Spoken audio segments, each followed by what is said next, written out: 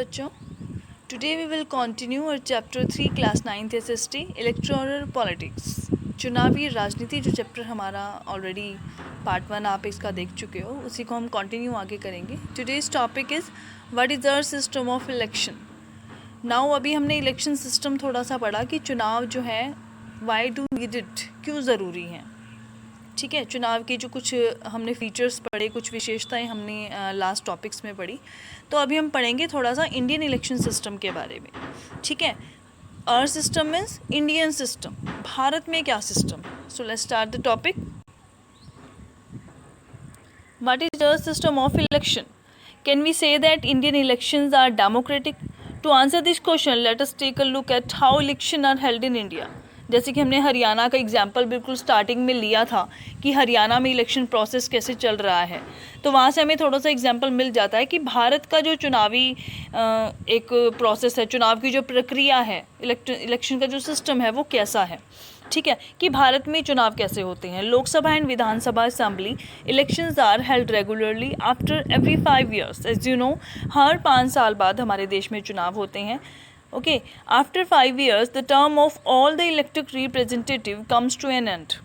The Lok Sabha और Vidhan Sabha stand dissolved.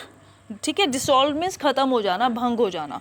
Lok Sabha और विधानसभा के जितने भी इलेक्शन जो 5 साल पहले हुए थे, जो हमने अपने रिप्रेजेंटेटिव चुने थे, प्रतिनिधि चुने थे, ठीक है, बाय द वोटिंग, हमने अपने अपने मत दिए थे। जो 18 साल से ऊपर जितने भी यहाँ पे लोग हैं, जो यहाँ पे एक सार्वभौमिक मताधिकार प्रक्रिया हमने पढ़ी थी कि हर किसी को, ठीक है, एडल्ट फ्रांचाइज के बारे में हमने पढ़ा था कि हर उस व्यक्ति को जो 18 साल से ऊपर है हमारे भारत में, उसको मताधिकार मिला हुआ है। ठीक है, उसको वोटिंग का राइट मिला हुआ है। तो हर 5 साल बाद ये जो है लोकसभा और विधानसभा ये भंग हो जाती हैं और इनके लिए नए इलेक्शंस होते हैं। Elections are held in all constituencies at the same time, either on the same day or within a few days। ठीक है, इलेक्शन एक साथ होते हैं, उनमें कुछ डिस्टेंस हो सकता है, कुछ दिनों का डिस्टेंस हो सकता है, महीनों का भी हो सकता है। तो एक साथ यानी कि 5 साल बाद जो है इलेक्शन होते हैं। This is called a general election, जिसको हम आम चुनाव कहते हैं। तो हमारे देश में जो आम चुनाव है वो हर 5 साल बाद होते हैं, जनरल इलेक्शन। ओके, तो फर्स्ट जनरल इलेक्शंस जो हुए थे वो कब हुए थे? 1952 में। आफ्टर गेन इंडिपेंडेंस इन 1947, 1947 में स्वतंत्रता मिलने के बाद हमने पहले चुनाव जो है कब किए थे? 1952 में, 1952 में। ठीक है, तो जो एक आम चुनाव है उसी के बारे में हम यहाँ पे पढ़ेंगे। Sometimes election is held only for one constituency to fill the vacancy caused by death और रेजिग्नेशन ऑफ अ मेंबर। कई बार हमें किसी एक विशेष निर्वाचन क्षेत्र के लिए, ठीक है, कॉन्स्टिट्यूंसीज का मतलब है निर्वाचन क्षेत्र, तो बीच में भी हमें यानी 5 साल से पहले भी हमें इलेक्शन जो है करवाने पड़ जाते हैं, वो उसको हम बाई इलेक्शन कहते हैं। बाई इलेक्शन को हम हिंदी में कहेंगे उपचुनाव। ठीक है, तो एक तो आम चुनाव है जो रेगुलरली हो रहे हैं, एक होते हैं उपचुनाव। In this chapter we will focus on general election. इस चैप्टर में हम सिर्फ आम चुनावों के बारे में ही बहुत अच्छे से पढ़ेंगे। ठीक है, जनरल इलेक्शन। तो इलेक्टोरल कॉन्स्टिट्यूंसी, सबसे पहले निर्वाचन क्षेत्र क्या होते हैं, चुनावी क्षेत्र क्या होते हैं। ठीक है, इलेक्टोरल कॉन्स्टिट्यूंसीज का मतलब है बेटा चुनावी क्षेत्र या निर्वाचन क्षेत्र, जहाँ से हमें एक एक रिप्रेजेंटेटिव को चुनना होता है। Read about the people of Haryana electing 19 MLAs. You may have wondered how they did every person in Haryana vote for all the 19 MLAs। जैसे कि हमने हरियाणा के चुनावों के बारे में अपने सबसे पहले एग्जाम्पल के बारे में पढ़ा कि उसमें हमने 19 MLAs member of legislative assembly, ठीक है, यानी कि 90 विधानसभा के जो हमारे मेंबर्स थे, विधायक जो थे, जिनको हम विधायक भी कहते हैं, ठीक है, MLAs member of legislative assembly, तो उसको हिंदी में हम कहते हैं विधायक। तो हरियाणा में वो कितनी है भाई संख्या? वो है 90, यानी कि 90 विधायक चुने गए। 90 में से कितनी सीट्स मिली थी? 60 सीट्स जो है वो लोकदल को मिली थी, जो हम देवीलाल के बारे में हमने अपने फर्स्ट एग्जाम्पल में पढ़ा। ठीक है, चौधरी देवीलाल के बारे में।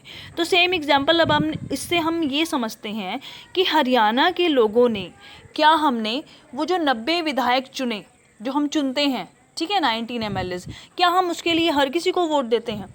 ठीक है। तो ऐसा तो नहीं है कि पूरे हरियाणा की जनसंख्या को 90 बार वोटिंग करनी पड़ेगी, दिस इज़ नॉट फेयर, ये तो ठीक नहीं है।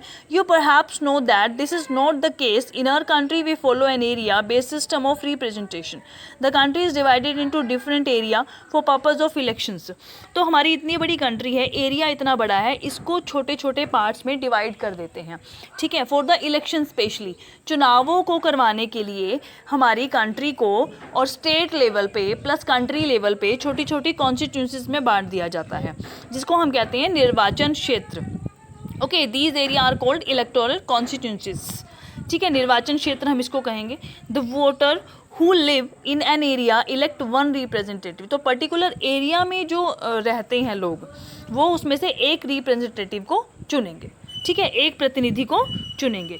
फॉर एग्जांपल जब हम हरियाणा की बात कर रहे हैं तो हरियाणा राज्य को अलग अलग कॉन्स्टिट्यूंसीज में अलग अलग निर्वाचन क्षेत्र में बांट दिया गया है, और उसके लिए हमें कितने मेंबर मिले हैं, 90, यानी कि हमने जो इलेक्शन करना है यहाँ से अपने MLAs के लिए, अपने विधायकों के लिए, तो वो हो गए हमारे 90, यानी हरियाणा से कितने जाएंगे, 90 जाएंगे।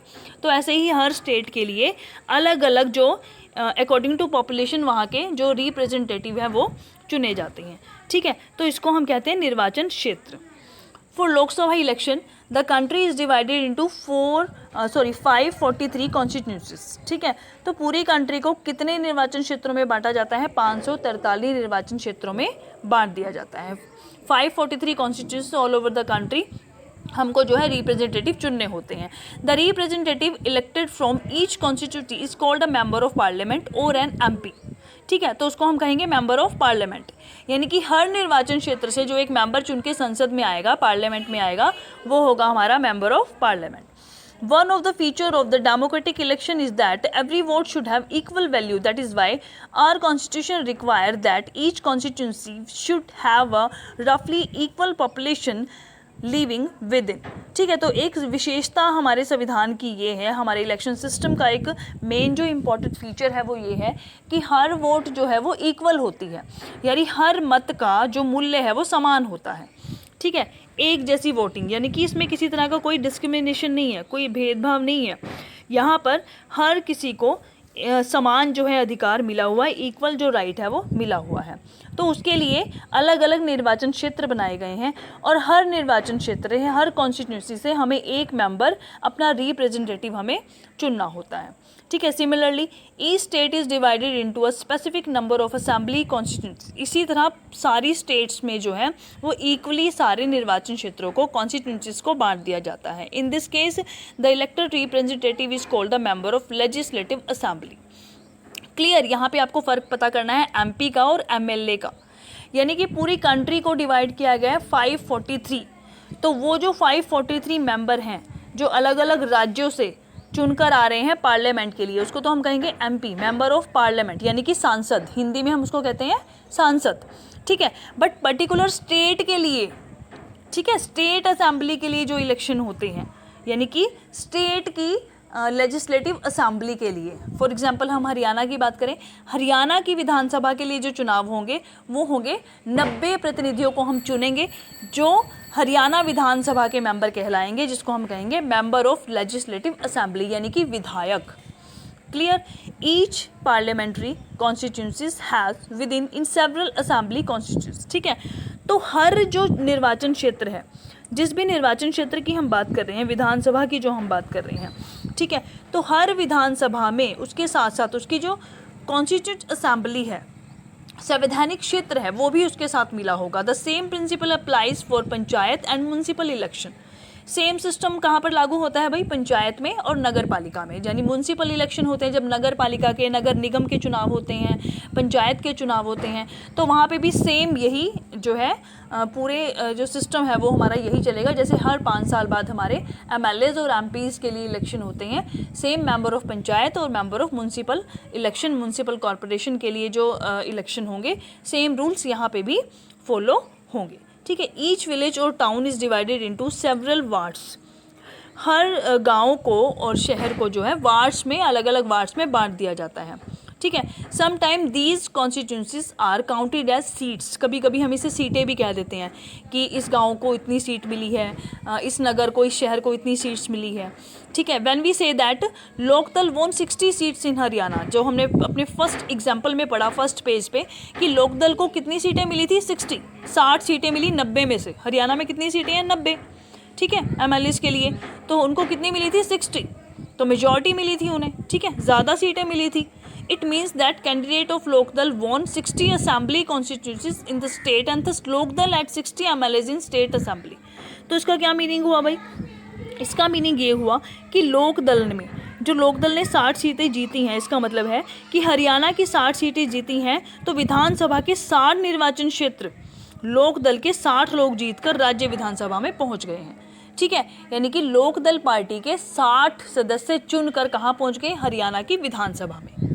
क्लियर? तो ये सिस्टम है भाई MLAs का और MPs का। यहीं आपको एक एग्जाम्पल भी छोटा सा दिखाया गया है, देखो कर्नाटक का एक क्षेत्र है गुलबर्गा, ठीक है, कर्नाटक का एक निर्वाचन क्षेत्र आपको यहाँ पे दिखाया गया है जिसका नाम है गुलबर्गा क्षेत्र। तो उसको कैसे अलग अलग निर्वाचन क्षेत्रों में बांटा गया है वो आपको इस पिक्चर के जरिए बताया गया है। ये पिक्चर आपको यहाँ पे दिखाई जा रही है, ठीक है। गुलबर्गा में कितनी कॉन्स्टिट्यूंसीज हैं, कितने निर्वाचन क्षेत्र हैं, वो यहाँ पे आपको बाय द पिक्चर आपको यहाँ पे समझाया गया है, ठीक है। तो ये हो गया हमारा इलेक्शन सिस्टम, यानी कि इलेक्शन जो है हर 5 साल बाद होते हैं, ये आपको याद रखना है। और उसके लिए कौन सा सिस्टम अपनाया जाता है, सबको एडल्ट फ्रांचाइज यानी कि सार्वभौमिक वयस्क मताधिकार दिया गया है, सबके वोट की इक्वल वैल्यू है, ठीक है।